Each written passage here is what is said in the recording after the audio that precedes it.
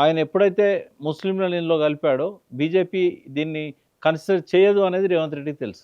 హుహు. అంటే సర్వే చేసినట్టు ఉండాలి, బిల్లులు పంపినట్టు ఉండాలి, బీజేపీ దాన్ని పట్టించుకోవద్దు. ఓకే. ఆ ముస్లింల కంటెంట్ అనేది పెట్టి దాన్ని బాగా హైలైట్ చేసి వాళ్ళని రెచ్చగొట్టాడు. హ్మ్. కాంగ్రెస్‌కి మెజారిటీ లేదు. హ్మ్.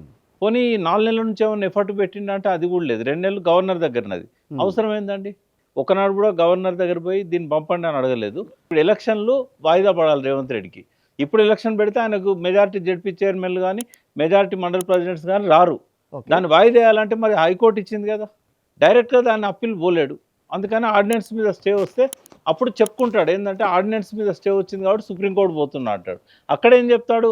మా బిల్లులన్నీ రాష్ట్రపతి దగ్గరనే మేము చాలా సిన్సియర్‌గా డెడికేటెడ్ కమిషన్ వేసాం. మేము సర్వే చేసాం. మా బీసీల రిజర్వేషన్ కోసం మాకు స్టే ఇయ్యండి. ఇప్పుడు మేము ఎన్నికలు జరపలేమని చెప్పి హైకోర్టు ఆర్డర్‌ను స్టే తెచ్చి ఇంకో 4 నెల్లో, 5 నెలల్లో దీన్ని మార్చి దాకా పొడిగిస్తాడు. ఇది స్ట్రాటజీ. మా బీసీలకు అర్థం కావాలి ఇది.